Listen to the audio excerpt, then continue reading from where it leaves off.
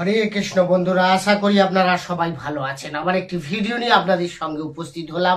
আজকে বিষয়বস্তু মেষ রাশির জন্য খুবই গুরুত্বপূর্ণ, কারণ আজকে যে আলোচনা থাকবে তা হলো সেপ্টেম্বর মাসে মেষ রাশির জাতক জাতিকাদের জীবনে কি ঘটতে চলেছে, অ্যাজ এ গ্রহের অবস্থান আপনার কেমন থাকবে, সেই অনুযায়ী আপনার হেলথ থেকে শুরু করে আপনার পড়াশুনো, আপনার প্রেম ভালোবাসা, বিবাহিত জীবন, ভাগ্য, কেরিয়ার, বিজনেস, সমস্ত বিষয় নিয়ে আমি টাচ করে যাব। বন্ধুরা, যারা মেষ রাশি জাতক জাতিকা রয়েছেন তারা ভিডিওটি প্রথম থেকে শেষ অবধি দেখুন।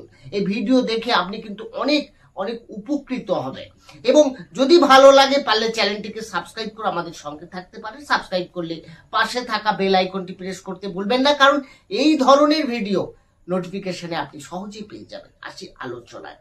তাহলে যখন আমরা দেখব যে সেপ্টেম্বর মাস শুরু হবে, আপনার রাশির সাপেক্ষে গ্রহের অবস্থানটা থাকবে অনেকটা এরকম। অর্থাৎ আপনার রাশির তৃতীয় ভাবে থাকছে বৃহস্পতি, চতুর্থে শুক্র, পঞ্চমে অবস্থান করে থাকবে রবি, বুধ, কেতু, ষষ্ঠে থাকছে মঙ্গল, একাদশে থাকছে রাহু এবং দ্বাদশ ভাবে থাকবে শনি।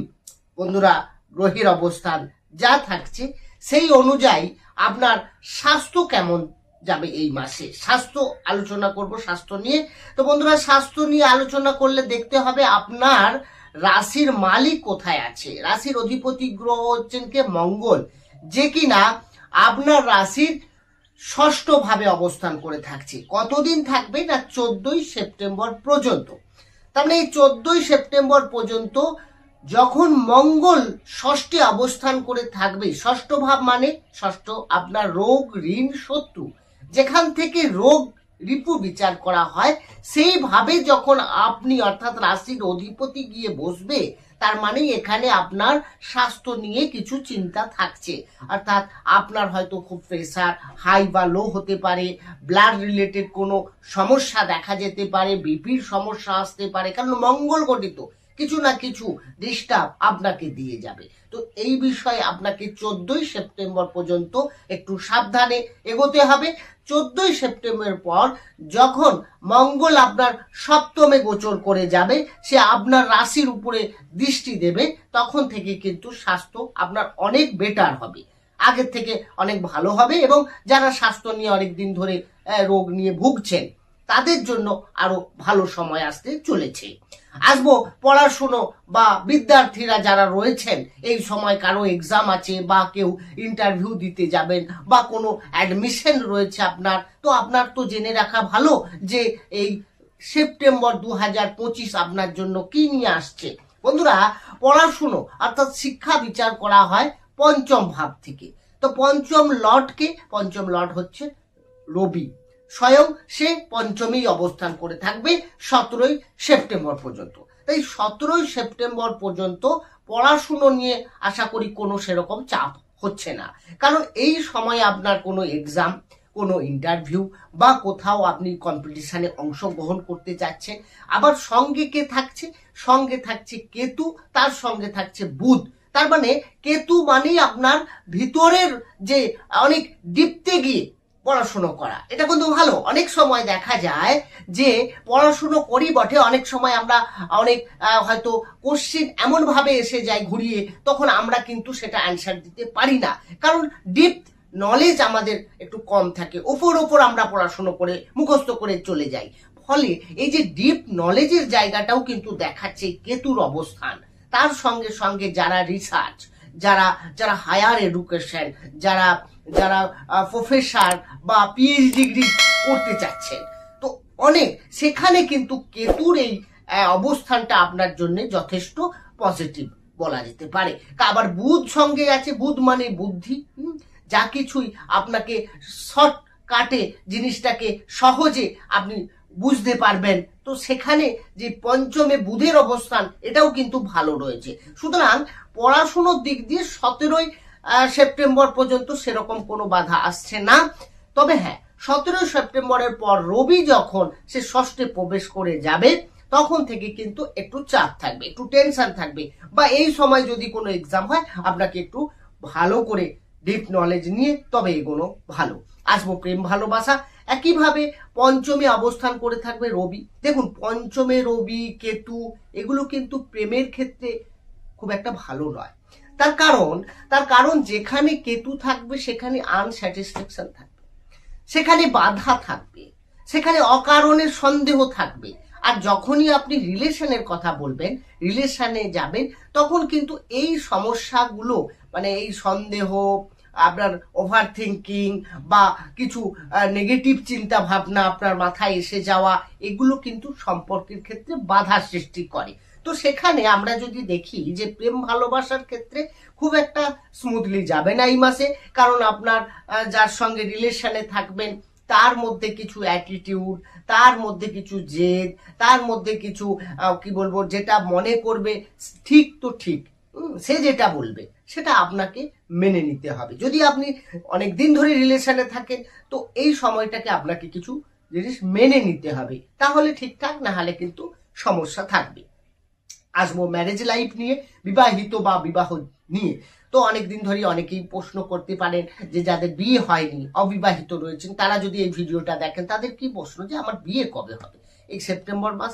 দেখুন বন্ধুরা, সেপ্টেম্বর মাসে যদি দেখা যায় আপনার সপ্তম লট, কারণ সপ্তম থেকেই আমরা বিবাহ বিচার করে থাকি, তাহলে সপ্তম পতি পঞ্চমে থাকছে, চতুর্থে প্রথমে থাকছে, তারপর পঞ্চমে প্রবেশ করে যাচ্ছে।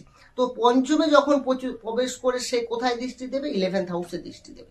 তো এখানে আপনার জন্য কিন্তু বেটার, হ্যাঁ বেটার, কারণ যোগাযোগ হবে, যোগাযোগ ফাইনাল হওয়ারও সম্ভাবনা রয়েছে। তার সঙ্গে ম্যারেজ লাইফে যারা রয়েছেন, যারা বিয়ে করে নিয়েছেন, ম্যারেজ লাইফে সমস্যা ছিল, তাদের সেই সমস্যাগুলো এই সময়টা কিন্তু অনেকটা দূর হবে। অর্থাৎ ম্যারেজ লাইফ যদি বলা যায় ঠিকঠাক, এই মাসটা খুব একটা সমস্যা দেখাচ্ছে না।